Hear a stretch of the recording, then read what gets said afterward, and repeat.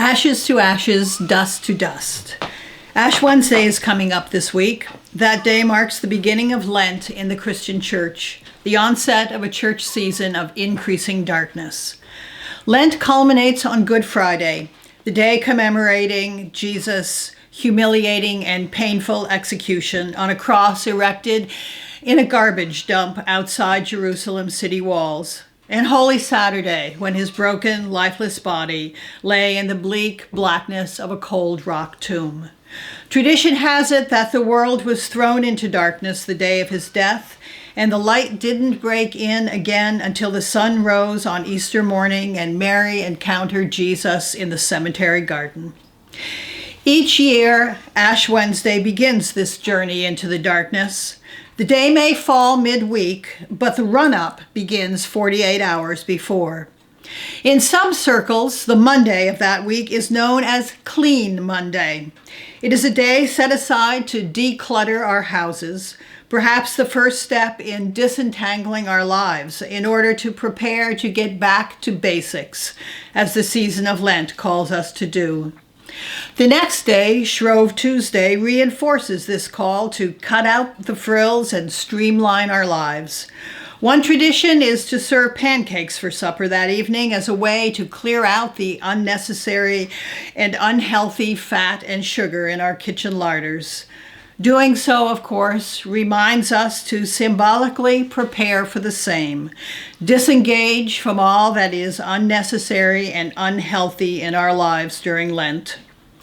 Monday and Tuesday both steer us toward a truth of simplicity, of plainness, of making what is important in life perfectly clear.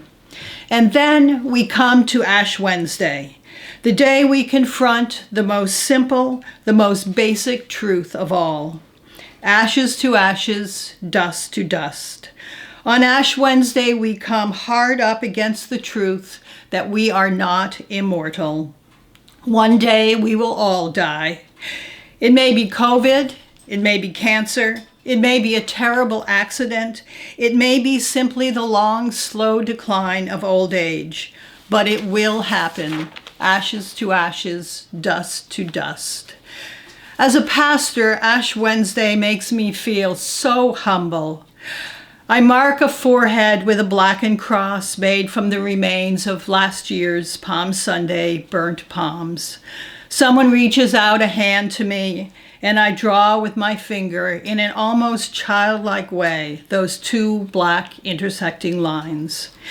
And I look each person I touch in the eyes, some of them filled with tears, and I whisper those words we all try so hard to forget.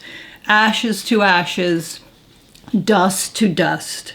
And I wonder, who am I to tell them that one day their bodies will be ashes too?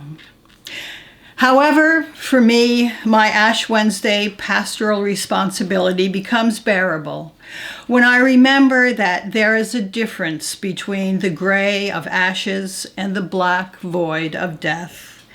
Ash Wednesday is a day to remember the simple and basic truth of our mortality, to be sure.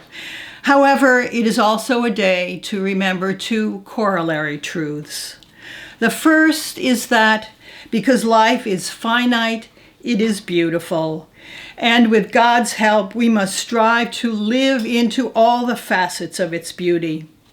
Live into the warm beauty of the love we are offered in countless ways. Live into the riotous and joyful beauty of laughter, of music, of dancing, of a particularly lovely sunset. Live into the stark and often painful beauty of grief and of sorrow.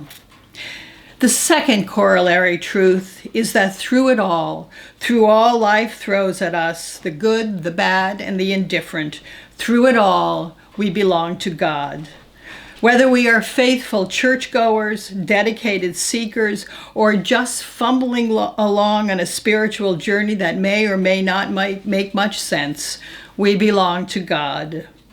In our loving, in our laughter, in our making music, be it in a choir or in the shower, in our dancing even with two left feet, in the peace of a sunset, in grief and in sorrow, we belong to God. Maybe that is what Ash Wednesday is really all about, and what makes it bearable, and what causes us to get imprinted with that blackened cross on our hand or forehead year after year. Maybe we realize, or just need to be told by a humble pastor, that the one simple and most basic truth is clearly, so thankfully, intertwined with its corollaries. Ashes to ashes, dust to dust. But in the meantime, when we are living, savoring life's beauty, and when we are dying, getting ready to let it all go, we belong to God. We belong to God.